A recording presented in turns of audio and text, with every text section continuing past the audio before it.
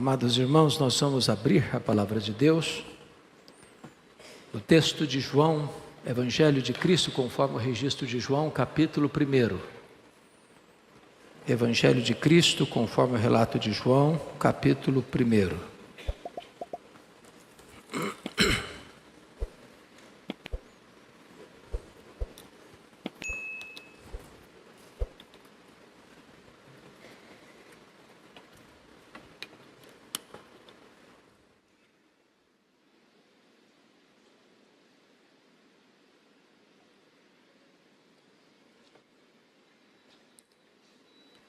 Talvez você pergunte por que 4 evangelhos? Embora nós tenhamos a biografia da mesma pessoa, a pessoa de Cristo Jesus, cada um teve uma ênfase especial. Marcos, o primeiro evangelho a ser escrito, foi escrito para os romanos e a ênfase foi Jesus como servo.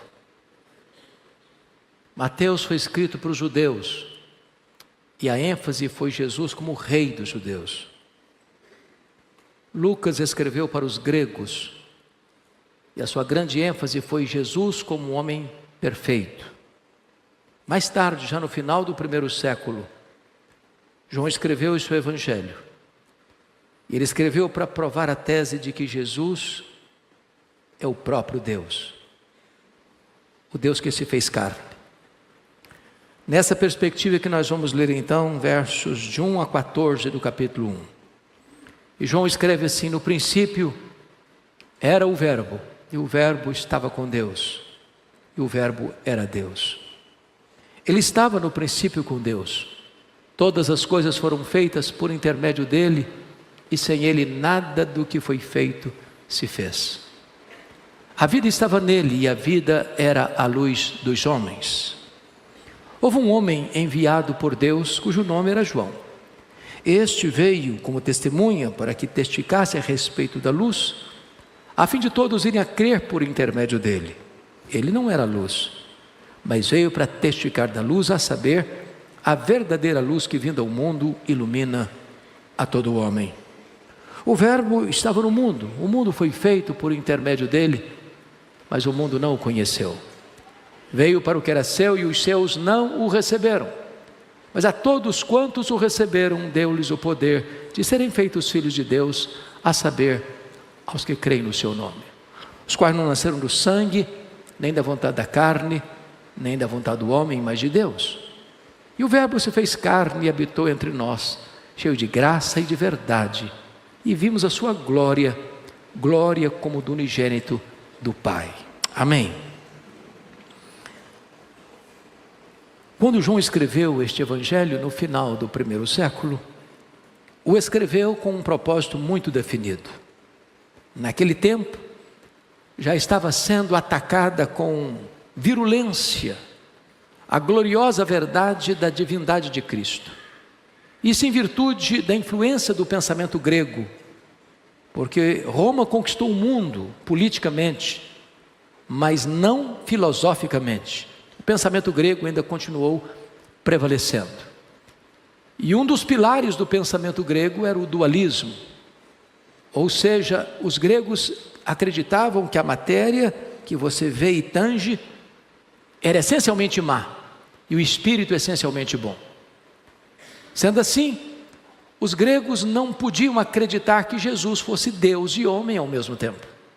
Porque se ele tinha um corpo, e ele tinha, e se para eles a matéria era essencialmente má, então Jesus não podia ser essencialmente bom. Consequentemente, começa a se negar a divindade de Cristo já no final do 1º século. E a igreja cristã viveu nesse embate nos 4 primeiros séculos do cristianismo, tratando desta matéria em seus concílios. Então João escreve esse texto exatamente para provar para nós que Jesus é Deus e ao mesmo tempo homem. Aqui ele vai iniciar a sua argumentação, já provando a sua tese quando diz: no princípio era o Verbo. E vocês que certamente têm uma boa noção da língua portuguesa, percebem aqui que o verbo ser não está no pretérito perfeito. Ele não diz no princípio foi o verbo, mas está no pretérito imperfeito. No princípio era o verbo. E significa que quando tudo teve um princípio, e a Bíblia diz que no princípio criou Deus os céus e a terra, o verbo já existia. Portanto, precede à criação, ao princípio, ao começo, a história. Ora, se o verbo precede ao princípio, então ele é eterno. E como a eternidade é um atributo exclusivo de Deus, então o verbo é Deus. Raramente você encontrará isso na literatura. Alguém se propor a provar uma tese e provar a tese na primeira declaração do seu texto. Mas ele diz: no princípio era o verbo, e o verbo estava com Deus. A ideia aqui é que estava face a face com Deus. Ora, se Deus é um ser pessoal, e Deus é, e se o verbo estava face a face com Deus, logo o verbo não é um ser impessoal, como pensavam os gregos, mas um ser pessoal, da mesma essência, da mesma substância, da mesma natureza. Nas palavras do credo niceno, Deus de Deus, luz de luz, coigual, coeterno e consubstancial com o Pai. Mas João conclui dizendo: e o verbo era Deus. Não apenas um ser superior aos anjos, não apenas um ser inferior a Deus, mas Deus da mesma essência, Deus da mesma natureza, tendo os mesmos atributos, realizando as mesmas obras. Esse texto nos leva a pensar e entender o que C.S. Lewis disse sobre Jesus. Ele disse assim: com respeito a Jesus, você só tem 3 opções. Ou ele é um mentiroso, ou ele é um lunático, ou ele é Deus. Se ele não é quem ele disse ser, é um mentiroso. Se ele não é quem ele pensou ser, é um lunático. Mas se ele é quem ele disse ser, bom, então ele é Deus. Só ele pode dizer: quem me vê a mim, vê o Pai, porque eu e o Pai somos um. Resta-nos, portanto, fazer o que Tomé fez, curvarmos-nos aos seus pés e dizer: Senhor meu e Deus meu. O verso 2 nos diz que ele estava no princípio com Deus. E a pergunta é: que princípio? E a resposta é: no princípio criou Deus os céus e a terra. Então, quando os céus e a terra foram criados, o verbo estava lá. Mas não estava lá passivamente, ele estava lá ativamente, porque o verso 3 nos informa que todas as coisas foram feitas por intermédio dele, e sem ele nada do que foi feito se fez. Isso é grandioso, na verdade é espantoso.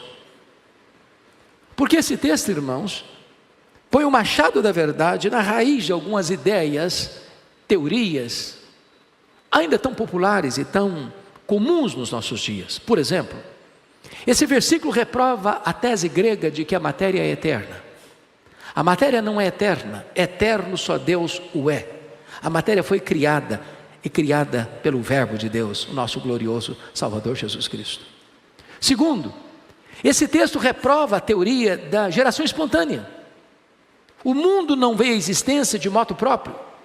Desculpem-me da expressão, o mundo não pariu a si mesmo.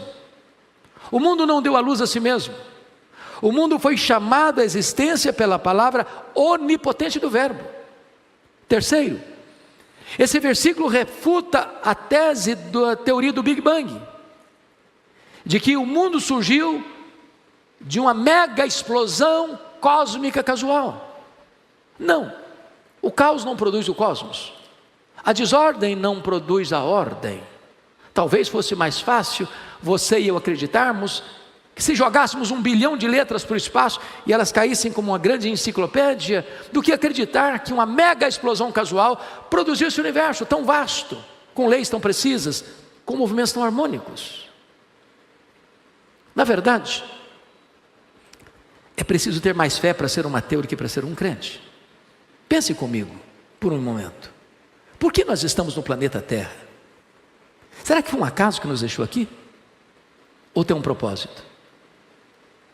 Nós estamos rigorosamente onde deveríamos estar. Se nós estivéssemos mais longe do Sol, morreríamos congelados. Se nós estivéssemos mais perto do Sol, nós morreríamos queimados. Não foi uma explosão casual que nos deixou aqui, foram as mãos do nosso glorioso Redentor. Pense comigo na Lua, satélite do nosso planeta. Vocês muito bem sabem que a Lua é a faxineira do planeta Terra. Não houver a lua com as suas fases, não haveria as marés dos oceanos. Se não houvesse as marés dos oceanos, as nossas praias se encheriam de lixo e a vida seria impossível no nosso planeta. Não foi uma explosão casual que deixou a lua na sua órbita, foram as mãos do nosso glorioso Redentor. Todas as coisas foram feitas por intermédio dele, e sem ele nada do que foi feito se fez. Mas esse versículo, em quarto lugar, refuta a teoria da evolução. Vocês muito bem sabem também que em 1859, quando chegava aqui no Brasil o nosso missionário pioneiro, Ashbel Green Simonton, Charles Darwin publicava o seu livro A Origem das Espécies em Londres. No primeiro dia do lançamento, a obra se esgota. E esse livro tem cerca de 800 verbos no futuro do subjuntivo. Suponhamos, suponhamos, suponhamos. Eles não têm a evidência das provas. Portanto, irmãos, criacionismo não é um artigo de fé. Criacionismo não é um artigo de religião. O que você e eu cremos pela fé não é que o mundo foi criado, mas que o mundo que foi criado por Deus. Agora, a pergunta é, qual o tamanho dessa criação? Nós estamos cada dia mais pasmos, boquiabertos, com a grandeza dessa verdade. O que se sabe hoje, talvez se saberá mais ainda no futuro, é que o nosso universo tem cerca de 93 bilhões de anos-luz de diâmetro. E o que significa isso?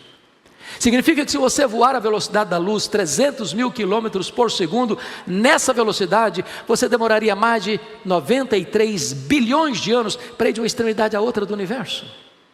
E eu concordo com o primeiro-ministro da Holanda, Abraham Kuyper, quando disse, não há 1 centímetro desse universo, onde Jesus, o nosso glorioso Redentor, não pode ser, eu criei isso aqui, eu estou aqui, e eu sou dono disso aqui, este é o nosso glorioso Redentor. Hoje nós não estamos mais boquiabertos com a grandeza do macro-universo, hoje nós estamos chocados, é com a grandeza do micro-universo, é com a nanotecnologia. É com o fato de você poder empacotar na cabeça de um alfinete todos os dados genéticos dos mais de 8 bilhões de habitantes do planeta Terra. Essa é a grandeza deste universo. Dr. Marshall Nirenberg, Prêmio Nobel de Biologia, descobriu algo fantástico no século passado e que põe por terra também a teoria da evolução. Ele descobriu que você e eu somos um ser programado geneticamente, computadorizadamente programados. Ele descobriu que você e eu temos em torno de 60 trilhões de células vivas, e em cada uma dessas células você tem 1,70 m de fita DNA, onde estão gravados e computadorizados todos os seus dados genéticos, a cor dos seus olhos, a cor da sua pele e o seu temperamento. Se você espichar a fita DNA do seu corpo, você terá nada menos do que 102 trilhões de metros de fita DNA.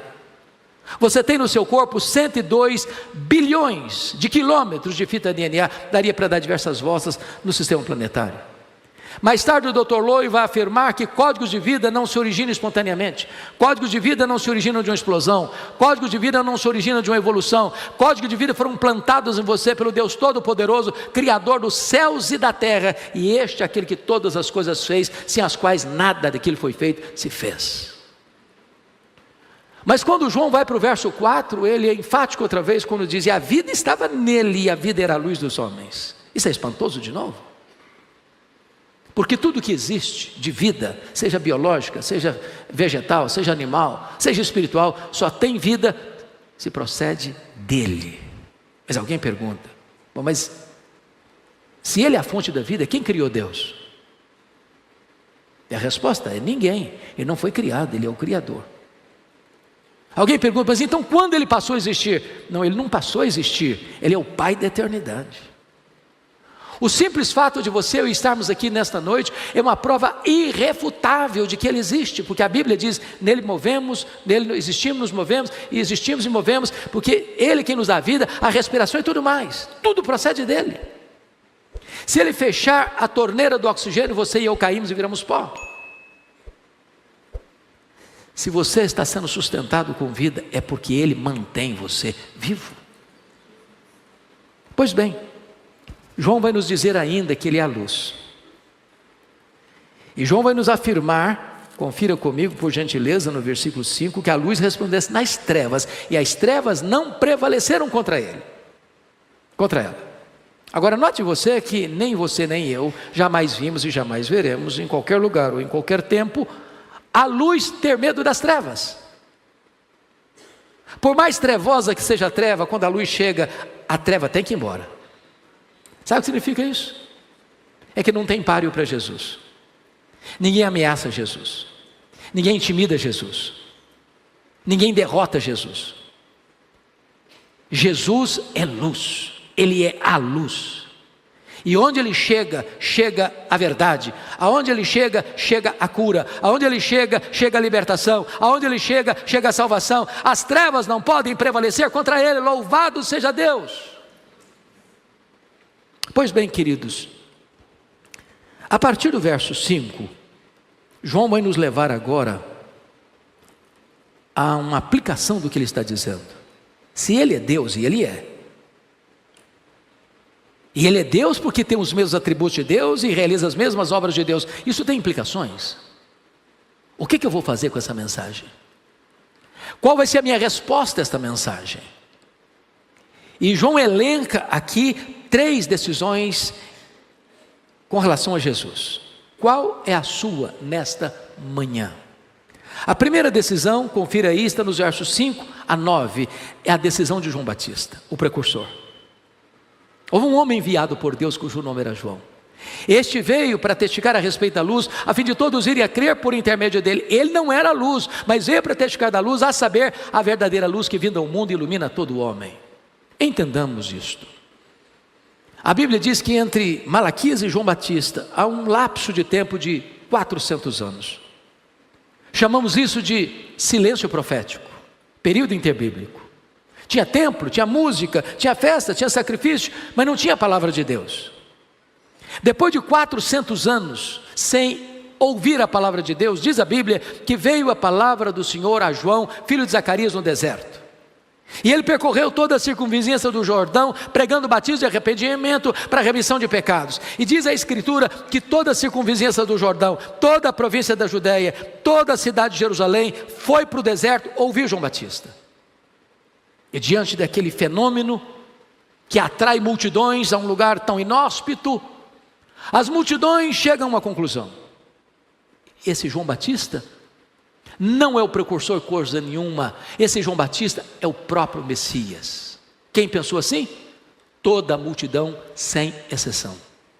Usando uma linguagem política, já que nós estamos em véspera de ano político, se João Batista fosse candidato a Messias, ele teria recebido 100% dos votos, nenhum voto em branco, nenhum voto nulo.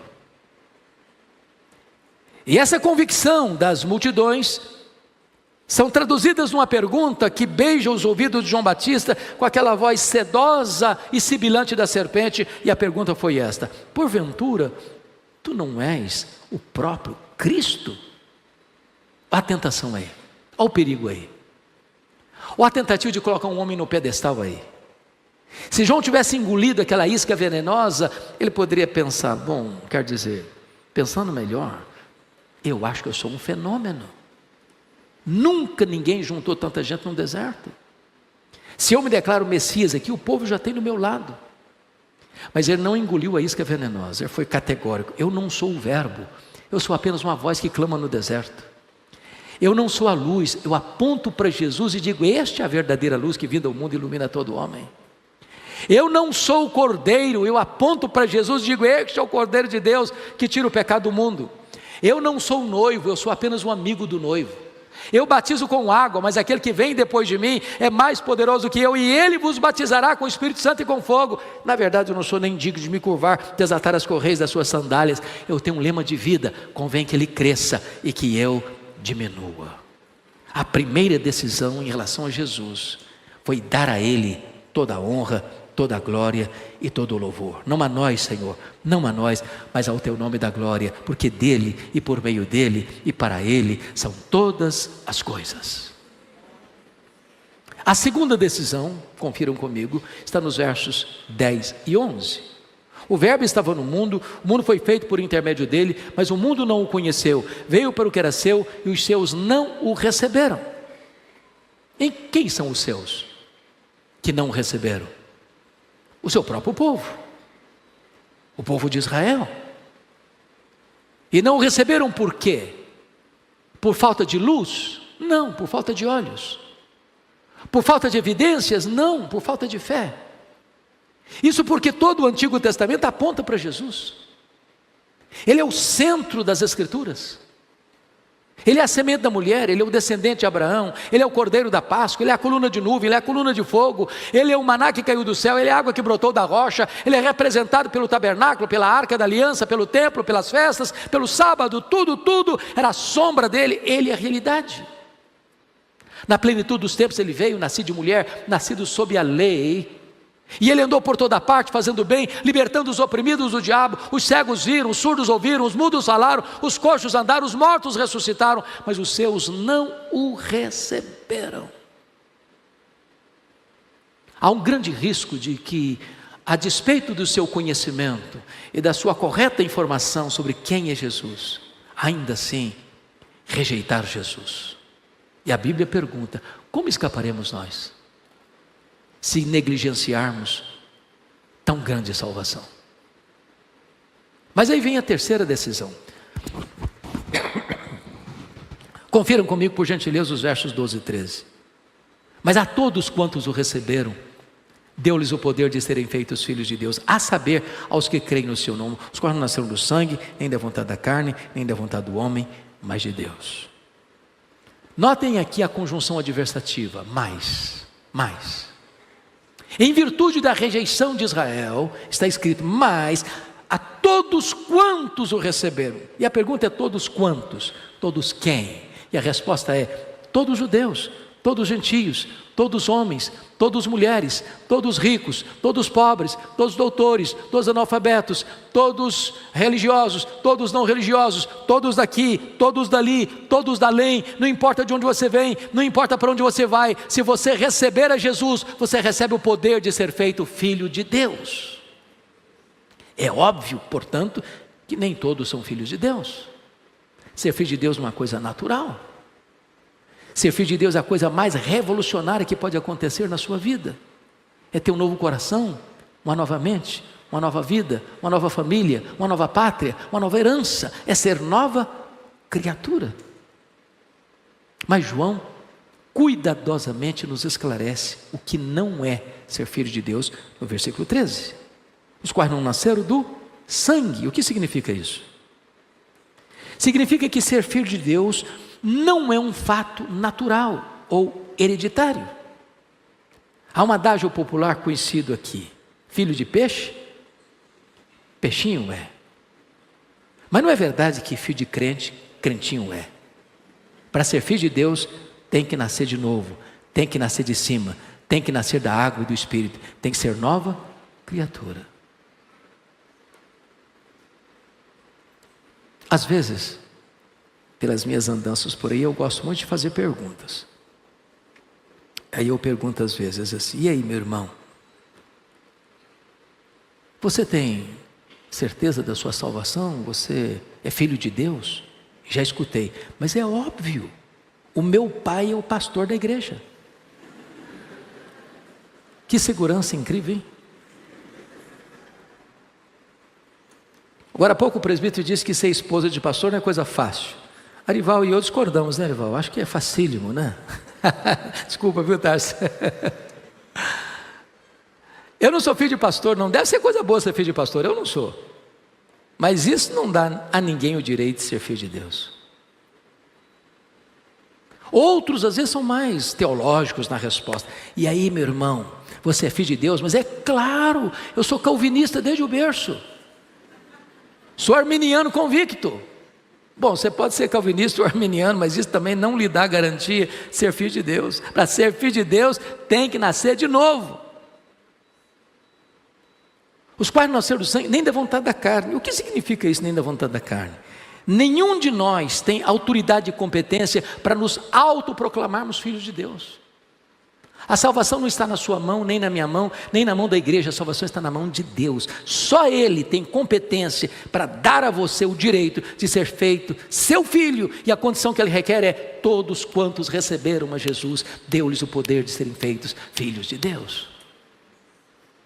Mas em terceiro lugar, só não nasceu do sangue, nem da vontade da carne, nem da vontade do homem. O que significa nem da vontade do homem? É que nenhum ser humano, por mais ilustre que seja, tem autoridade e competência para lhe dizer, seja filho de Deus. Nem os patriarcas, nem os profetas, nem os apóstolos, nem os pais da igreja, nem os reformadores, nem os evangelistas, nem a igreja, nem Paulo, nem Pedro, nem Maria, nem o Papa, nem o sacerdote, nem a denominação, nem o concílio eclesiástico. Só Deus tem esse poder, só Deus tem essa autoridade de fazer de você seu filho. Condição? Todos quantos receberam a Jesus, deu-lhes o poder de serem feitos filhos de Deus. Não é obra, não é mérito, não é religiosidade. É Cristo. Não há salvação em nenhum outro nome dado entre os homens, pelo qual importa que sejamos salvos. João leva a conclusão do seu raciocínio para o verso 14. E diz, e o verbo se fez carne, e habitou entre nós, cheio de graça e de verdade. E vimos a sua glória, glória como do unigênito do Pai. E aqui está, meus irmãos, segundo Atanásio. Atanásio foi o grande campeão da ortodoxia no primeiro concílio geral da igreja em Niceia, em 325, quando refuta as teses heréticas de Ário, presbítero de Alexandria. E ele escreveu um livro sobre encarnação. Graças a Deus, o livro está disponível para nós em língua portuguesa. Isso me encanta, pastor Ival, porque imagine você, alguém que viveu no 4º século, tendo escrito um livro, eu posso ter acesso a este livro aqui, em pleno século 21. E esse livro que ele escreveu, ele faz uma declaração. A encarnação do Verbo é o maior mistério do cristianismo. E é mesmo, se não vejamos, que verbo é esse que se encarnou? E a resposta é, o verbo eterno, o verbo pessoal, o verbo divino, o verbo criador, o verbo autoexistente, o verbo que é a luz verdadeira, o verbo que é Deus, autoexistente, imutável, infinito, imenso, eterno, onipotente, onipresente, onisciente, transcendente, que nem os céus dos céus pode contê-lo. E diz Filipenses capítulo 2, versículo 6, que ele a si mesmo se esvaziou. Ele não foi esvaziado, ele a si mesmo se esvaziou. Ele não foi humilhado, ele a si mesmo se humilhou.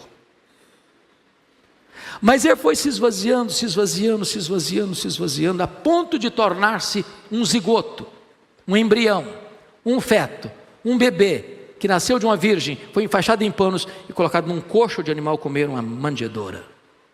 Aquele bebê era o próprio Criador do universo. Mas ele não veio para ficar longe de nós, ele veio para estar entre nós, como Deus Emanuel, identificando-se conosco, vestindo pele humana, calçando as sandálias da humildade, pisando o nosso chão, comendo o nosso pão, bebendo a nossa água, chorando a nossa lágrima, sentindo a nossa dor e carregando sobre o seu corpo no madeiro os nossos pecados, para ressuscitar para a nossa justificação, voltar para o céu, derramar o Espírito Santo sobre a igreja, interceder por nós junto à destra do Pai, e virá em glória e majestade para buscar a sua noiva, a sua igreja. Agora notem, ele não se manifestou cheio de justiça e juízo, ele nos fulminaria, porque o melhor de nós, as nossas justiças, não passam de trapos, e essa é uma palavra chocante. A palavra era usada para o absorvente feminino, que era usado e jogado numa sacola de lixo, descartado. Ora, se esse é o melhor de nós, e o pior de nós, o que seria? Por isso ele não veio cheio de justiça e juízo, ele veio cheio de graça e verdade.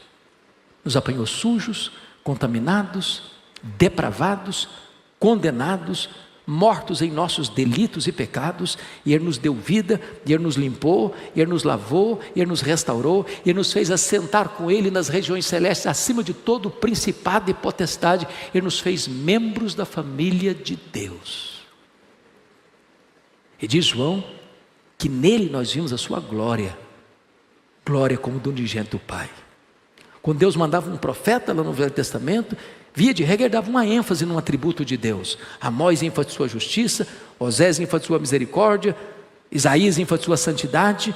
Quando ele veio, Jesus, ele não veio para enfatizar este ou aquele atributo, ele veio para revelar Deus. Ele é a própria expressão do ser de Deus. Ele é a exegese de Deus. Ele é o resplendor da glória. Nele habitou corporalmente toda a plenitude da divindade. Este é o Jesus que nós servimos e adoramos. Ele é Deus, ele é homem, perfeitamente Deus, perfeitamente homem. Ele é o nosso Salvador, ele é a nossa esperança, ele é a nossa paz, ele é a nossa justiça, ele é o nosso Senhor, ele é o alfa, ele é o ômega, ele é o princípio, ele é o fim, ele é o Rei dos reis, ele é o Senhor dos senhores. A ele toda a honra.